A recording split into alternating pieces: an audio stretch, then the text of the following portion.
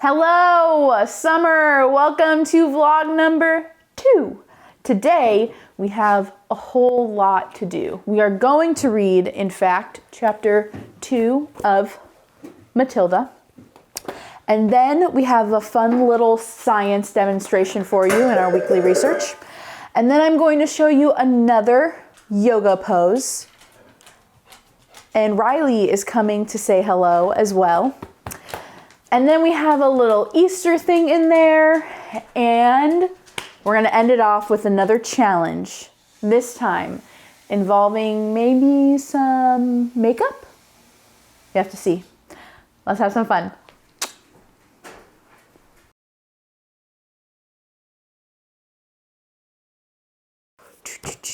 We read through chapter 1. And we learned about Matilda. We know that she's 4 years old. She loves reading books. Her parents kind of suck. And there is a librarian named Mrs. Phelps who's been helping her find books. Let's go ahead and read chapter 2.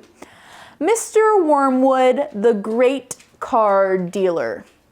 Mr. Wormwood, the great car dealer. What are some inferences that you can make about this chapter from that title?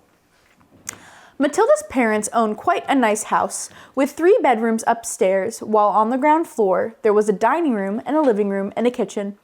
Her father was a dealer in secondhand cars, and it seemed he did pretty well at it. Sawdust, he would say proudly, is one of the greatest secrets of my success, and it costs me nothing. I get it free from the sawmill. What do you use it for? Matilda asked him. Ha, said the father. Wouldn't you like to know? I don't see how sawdust can help you sell secondhand cars, Daddy. That's because you're an ignorant little twit, the father said. His speech was never very delicate, but Matilda was used to it. She also knew that he liked to boast and that she would egg him on shamelessly. You must be very clever to find a use for something that costs nothing, she said. I wish I could do it. You couldn't, the father said. You're too stupid. But I don't mind telling young Mike here about it, seeing he'll be joining me in the business one day. Ignoring Matilda, he turned to his son and said, I'm always glad to buy a car when some fool has been crashing the gears so badly they're all worn out and rattle like mad. Because in stick shift cars, you have the gears that you have to change and stuff. And if you do it wrong, you like grind them and whatnot. I get it cheap. And then all I do is mix a lot of sawdust with the oil in the gearbox and it runs sweet as a nut. How long will it run like that before it starts rattling again? Matilda asked him. Long enough for the buyer to get a good distance away, the father said, grinning. About 100 miles. But that's dishonest, Daddy, Matilda said. It's cheating. No one ever got rich being honest, the father said. Customers are here to be diddled. Mr. Wormwood was a small, ratty-looking man whose front teeth stuck out underneath thin, ratty mustache. He liked to wear jackets with large, brightly colored checks, and he sported white ties that usually yellow or pale green. Now take mileage, for instance, he went on. Anyone who's buying a second-hand car, the first thing he wants to know is how many miles it's done, right? Right, the son said. So I buy an old dump that's got about 150,000 miles on the clock. I get it cheap. But no one's going to buy it with a mileage like that, are they? And these days, you can't take the speedometer out and fiddle the numbers back like you used to 10 years ago. They fixed it so it's impossible to tamper with it, unless you're a ruddy watchmaker or something like that. So what do? I use my brains, laddie. That's what I do. How? Young Michael asked, fascinated. He seemed to have inherited his father's love of crookery. What's crookery? Oh, like being a crook. Or someone who steals and cheats and things like that. I sit down and say to myself, how can I convert a mileage reading of 150,000 into only 10,000 without taking the speedometer to pieces? Well, if I were to run the car backwards for long enough, then obviously that would do it. The numbers would click backwards, wouldn't they? But who's going to drive a flaming car in reverse for thousands and thousands of miles? You couldn't do it. Of course you couldn't, young Michael said. So I scratched my head, the father said. I use my brains. And when you've been given a fine brain like I have, you've got to use it. And all of a sudden, the answer hits me. I tell you, I felt exactly like the other brilliant fellow that must have felt when he discovered penicillin. Eureka, I cried. I've got it. What do you do, Dad? The son asked him. The speedometer, Mr. Wormwood said. is run off a cable that is coupled up to one of the front wheels. So first, I disconnected the cable where it joins the front wheel. Next, I get on one of those high-speed electric drills, and I couple that up to the end of the cable in such a way that when the drill turns, it turns the cable backwards. You got me so far? You following me? Yes, Daddy, young Michael said. These drills run at a tremendous speed, the father said. So when I switch on the drill, the mileage numbers on the speedo spin backwards at a fantastic rate. I can knock 50,000 miles off a clock in a few minutes with my high-speed electric drill. And by the time I finish, the car's only done 10,000 and it's ready for sale. She's almost new, I say to the customer. She's hardly done 10,000. Belonged to an old lady who only used it once a week for shopping. Can you really turn the mileage back with an electric drill? Young Michael asked. I'm telling you, trade secrets, the father said. So don't you go talking about this to anyone else. You don't want me to put in a jug, do you? I won't tell a soul, the boy said. Do you do this to many cars, Dad? Every single car that comes through my hands gets the treatment, the father said. They all have their mileage cut to under 10,000 before they're offered for sale. And to think I invented that all by myself, he added proudly. It's made me a mint. Matilda, who had been listening closely, said, But Daddy, that's even more dishonest than the sawdust. It's disgusting. You're cheating people who trust you. How do you think her dad is going to react to what Matilda just said? If you don't like it, then don't eat the food in this house, the father said. It's bought with the profits. It's dirty money, Matilda said. I hate it. 2 red spots appear on her father's cheeks. Who the heck do you think you are? He shouted. The Archbishop of Canterbury or something preaching to me about honesty? You're just an ignorant little squirt who hasn't the foggiest idea what you're talking about. Quite right, Harry, the mother said. And to Matilda, she said, You've got a nerve talking to your father like that. Now keep your nasty mouth shut so we can all watch this program in peace. Why was Matilda upset? What was her dad doing that she felt was so dishonest that she had to say something? They were in the living room eating their suppers on their knees in front of the telly. The suppers were TV dinners in floppy aluminum containers with separate compartments for the stewed meat. The boiled potatoes and the peas. Mrs. Wormwood sat munching her meal with her eyes glued to the American soap opera on the screen. She was a large woman whose hair was dyed platinum blonde except for where you could see the mousy brown bits growing up from the roots.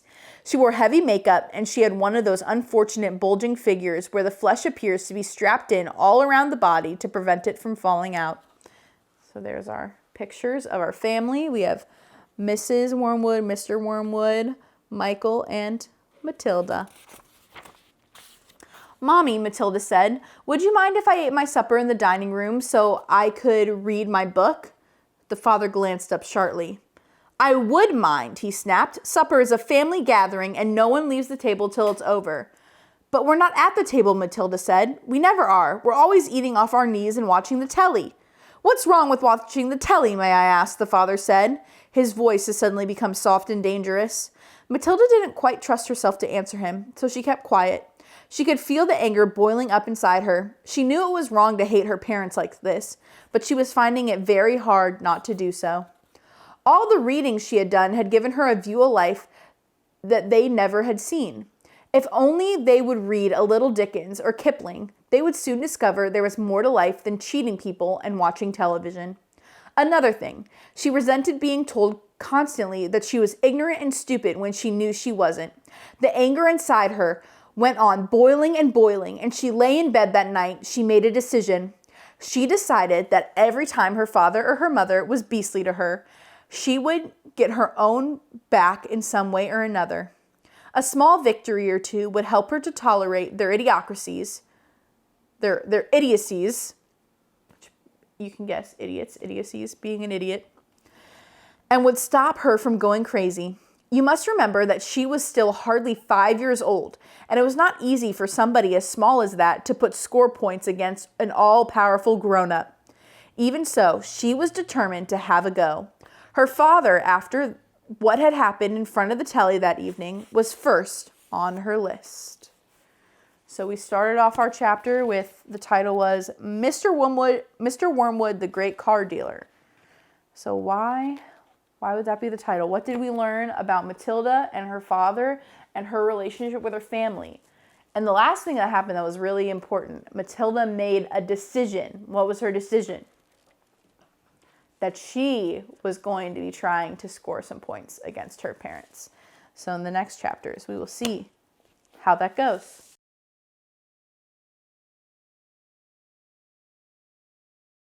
Today, in this week's weekly research, we are going to be investigating the relationship between heat and molecules. So, a little refresher for you.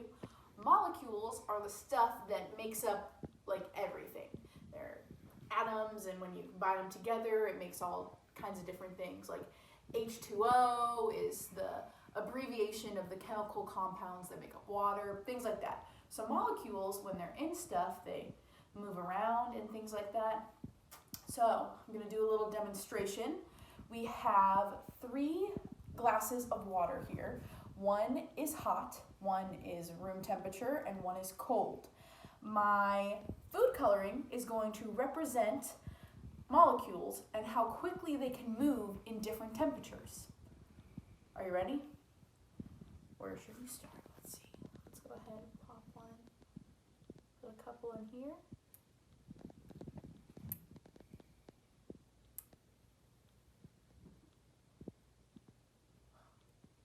Those are cool.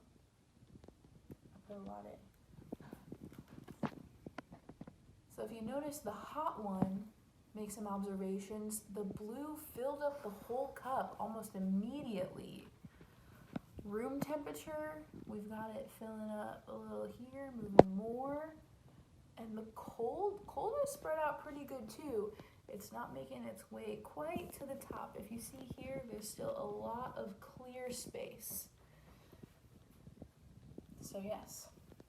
From this, we can draw some ideas about it. Is that first, the food coloring moved really quickly through our hottest cup. So that means the molecules moved really, really, really, really fast. And our room temperature and our cold, let's see here. We have our thermometer too to check the heats. So our hot one was about 154. That's pretty hot. Our cold one was at about 50 degrees, and our room temperature is at 67. So 50 and 67 aren't too different, but it makes sense that these look more similar than this one. Our hot one, it has completely moved its way through all of the water, and these two, they look a little similar with the difference in degrees, but I would still say that the food coloring moved a little bit faster through the room temperature cup. So that's a little bit of our investigation in weekly research about how heat and molecules work together. The faster the molecules are moving, it probably means that it is hotter. And so whenever the warmer it is, the faster the molecules can move through things. And today for our movement minutes, I will be showing you another yoga pose. So last week I showed you the seated easy pose, and this is kind of the easy pose of standing. It's called mountain pose. So you want to take your feet until they're about shoulder width apart, standing nice and tall from your hips all the way up to the top of your head, really nice and tall, everything lined up. And then you are going to make sure that you're pushing into kind of all 4 corners of your feet, nice and firm on the ground. Your big toe, your pinky toe, your heels, all nice and firmly planted on the ground. And then you're going to take your fingers and you're going to roll your shoulders back, drop them down to your side, spread your fingers out nice and wide, standing tall and taking deep breaths right here. Standing really strong, strong feet, strong hands, fingers spread out, taking deep breaths in through your nose out through your mouth. In through your nose, out through your mouth. Standing nice and tall and strong. This is mountain pose. All right, so right now what's going to happen is that we're just going to throw in a little video about Easter for your viewing pleasure. The story of Easter. Jesus' sacrifice. This is Jesus, Hey-o! who is the Son of God and the Savior of the world. While Jesus was on earth, he taught everyone about God's love and healed people from their sickness. He did many miracles like calming storms and even raised people from the dead. Wahoo! The Jewish leaders and teachers did not like what Jesus was doing or how he claimed to be the Son of God. And so they made a plan to arrest him to get rid of him once and for all. Judas, one of Jesus' disciples, agreed to betray Jesus. Come in. And give him over to the religious leaders for some money. Jesus was in a garden praying, and Judas showed the man who Jesus was. Jesus was arrested and taken to the rulers of the land so that they could decide what to do with him. Jesus was presented before the high council, and they asked him if he was the Messiah, the Savior of the Jews. They asked him if he was claiming to be the Son of God. You say that I am. And the council was furious, and they shouted that Jesus was guilty and he deserves to die. So they took Jesus before the Roman ruler Pilate, and he heard the case against Jesus. Pilate didn't think that Jesus had done anything wrong. Seems okay to me. They found him to be innocent, so Pilate said that he would punish Jesus and then release him. What? But the crowd kept screaming louder and louder, "Crucify him! We want him dead!" And because of the pressure of the crowd, Pilate turned Jesus over to the Roman soldiers to be crucified.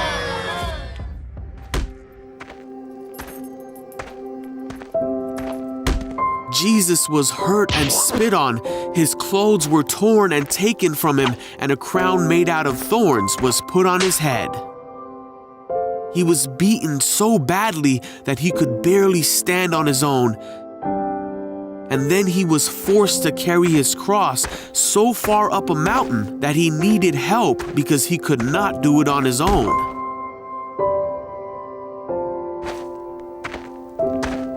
Once Jesus made it to the place where he would be crucified, called the skull, the soldiers around him nailed him to the cross and waited for him to die. While Jesus was hanging on the cross, many people shouted to him, "If you really are the Son of God, save yourself from the cross." But Jesus knew he had to die to forgive his people for their sins. At noon, darkness fell across the whole land. 3 hours later, Jesus took his last breath and finally died. At that very moment, the curtain in the temple that separated the priests from God's holy place tore in two. A soldier watching the whole thing said, "This man truly was the Son of God." Then a righteous man named Joseph came and placed Jesus' body in a tomb. 3 days passed, and it seemed that there was no hope. But very early on Sunday morning, the woman who cared for Jesus went to go visit his body and found that his tomb was empty and that he was no longer there. "Don't be afraid," said an angel. "He is not here. He is risen." At this, the woman remembered that Jesus had told them that he would rise again on the third day. And ran to go tell the disciples what they had seen and heard. Huh? Heyo! Ah! And then for the next 40 days, Jesus appeared to his disciples and many others and showed them that he was alive and well. He taught them that what he did was the only way that they could be forgiven and be with God forever.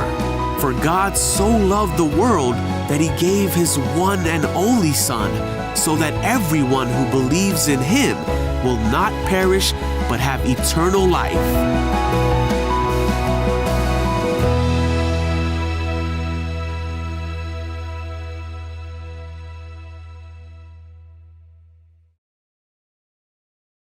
For this week's Caleb and Lexi Can, we are doing My Husband Does My Makeup. It's not going to go well at all. Caleb is very optimistic about this. No, not in the slightest. And I am also No, you're very optimistic about this. I'm just going to stab you. So honestly, I don't know that much about makeup, and neither does Caleb. So this is going to be, oh, Riley's concerned that you just fell over. So this is going to be a fun experience for both of us. All right, I'm going to take my glasses off. Do you want some help on what you're doing or what these are? I'm going to say the rules is that I can tell you what something is, but that's it. Oh. Okay, and then the rest of it you got to do. I'll help you a little bit. A lot of brushes for not a lot of actual stuff.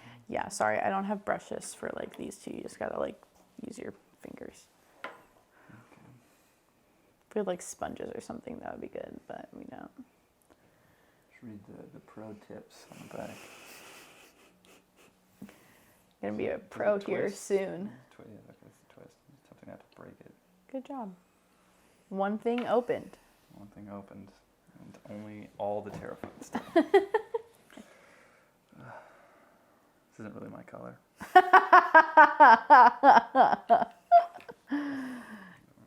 I don't even know if it's mine really. So here, do you want me to put my hair up with that? Yeah, that just so Okay. sure, why not? Sure. That'll totally fix all the problems that are gonna be there. It's gonna be great. Summer, look at what your brother-in-law does for you. Okay. All right, here we go. It's gonna take 9 hours to get this off, so That's really not true, but okay. it is. I like your technique. Of what? I don't know. Just general pushing on. I don't know how far it's supposed to go. No, you're doing great. I don't know. I'm sure I'm not actually. No, you're not. I'm certain I'm not. Your goal with like foundation-y stuff is just kind of keep it even. That's your goal. Okay.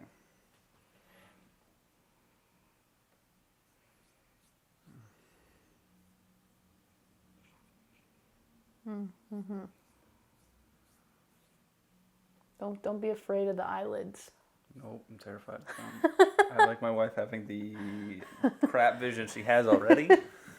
And not. What? This is all bad. No. It's too much on your nose, all over the place. It's just smear. Smear tactic. No, that's good. That's good. You gotta get it everywhere, you know? Yeah. That's words to say.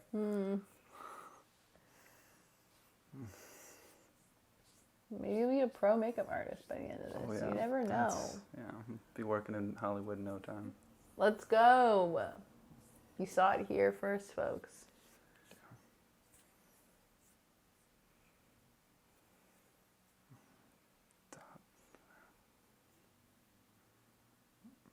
It's in your lip.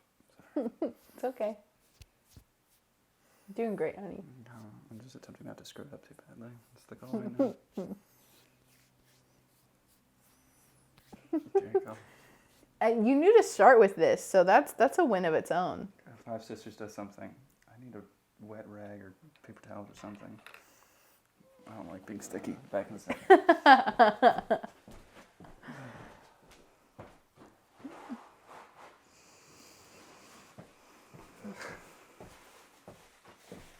Gross. All right. I'll show the people. This was his foundation work. You can see. I can't see it, but No, that's the way the world without your glasses. here it is. All right. Move. I'm ready for what's next. Move right. Don't lick the makeup off my fingers. I don't want to do next. I assume this is probably supposed to go actually first, but I don't know what that is. And then, Good job. There's makeup remover wipes if you want those. I don't know, fine for now. So what all am I having to use? Because I don't. You don't have to use, anything. Well, I think I'm done. but these are your options. These are my options. Because I'm definitely not going to touch your eyes because I don't want to stab you. You have to try something. No, I'm not. I don't want to. No, I'm going to hurt you. It's gonna be okay. Okay. You have to try like eyeliner, the basics: eyeliner, mascara, eyeshadow. No. Yeah, it's gonna be fine. I've seen my mom stab herself in the eye 1,000 times. No, with it's that okay. Type of stuff. It's okay. You just gotta do your best. That's all I want. Okay, just right up here. Do some shadowing. Try not to smile. I'm sorry. Sorry, my dog is just intently licking the table.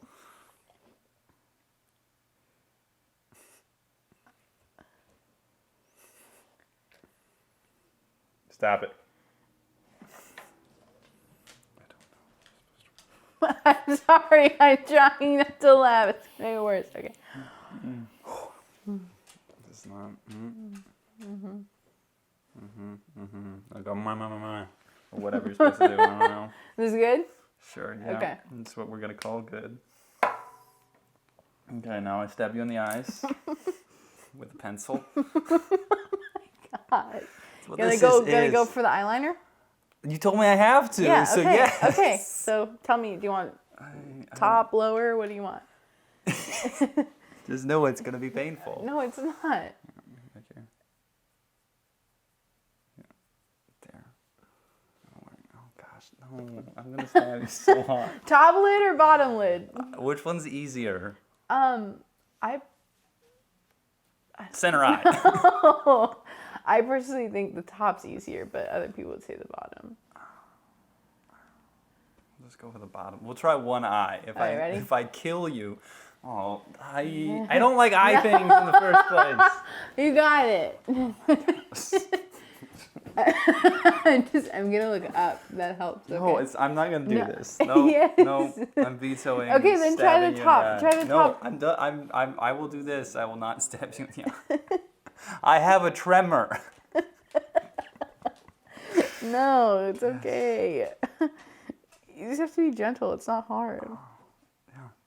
Says the person who's never dealt with a tremor in their life. Oh, jeez. Oh, jeez. Okay.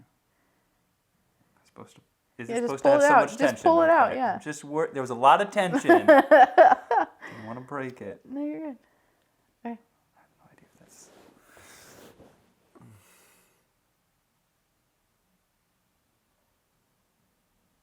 You got it. That's good.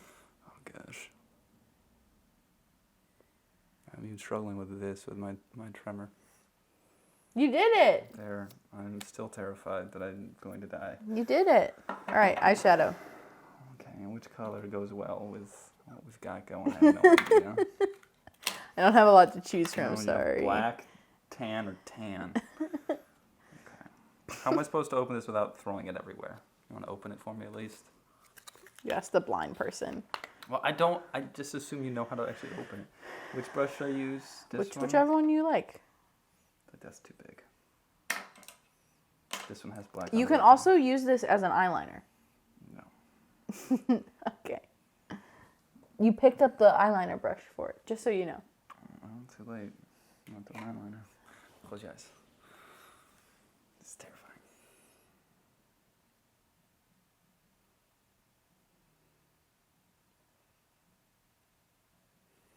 No.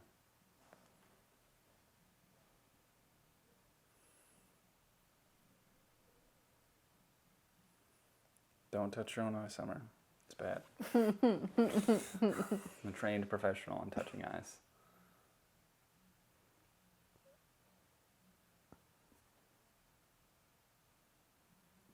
Use my thumb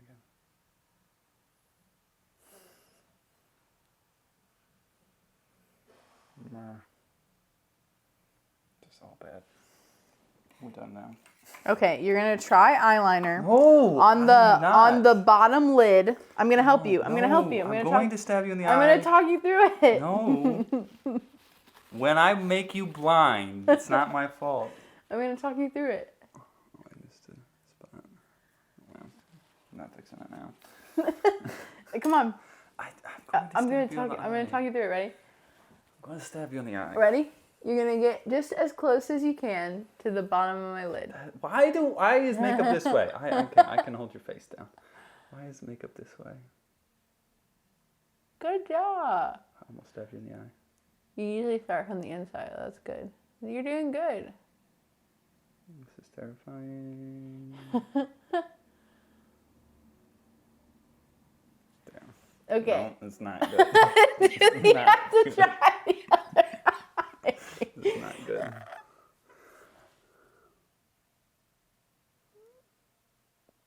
As you go all poltergeist on me here. I'm just getting your eyelashes now, but yeah. I feel like You can blend the tans to make me look less emo. I look fine. You look fine. Is this my finished look? There's your finished look. You got some on your teeth. That's not my fault. It's you. This is your husband does my makeup challenge finished look. Yeah, I'll go grab the camera. Some close-ups. Well.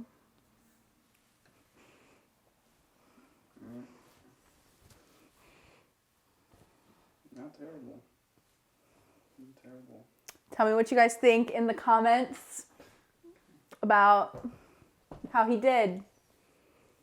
I can't see it. I haven't seen it yet, so. Okay. Now we'll go Okay. to the bathroom and film yours. Wait, can I get, well, if you flip it, I can see it, right? Yeah, if you can, you're not going to be able to see detail though. That's the problem. Oh! Caleb, this isn't tragic. Wow! Look at you. Hold on, let's see. I can't. The eyeliner isn't terrible. You didn't really do terrible. This is like very dark on my paleness. I'm usually a little You more. haven't seen the sun in a while. Yeah, it's been a while since I've been outside, but wow, honey, good job. So, and we have one last thing today because if you guys don't know, tomorrow is Courtney's birthday. Woo! Calm down. So happy birthday, Courtney. Your card is sitting on my nightstand right there. It'll get to you at some point. But we wanted to sing you happy birthday from Ride Dog, me, and Caleb. Ready? Happy birthday to you. Happy birthday to you. Happy birthday, dear Courtney. Happy birthday to you. Yay! Bye, guys. We'll see you next time. Mwah! Say bye, Red Dog. Bye. Mwah.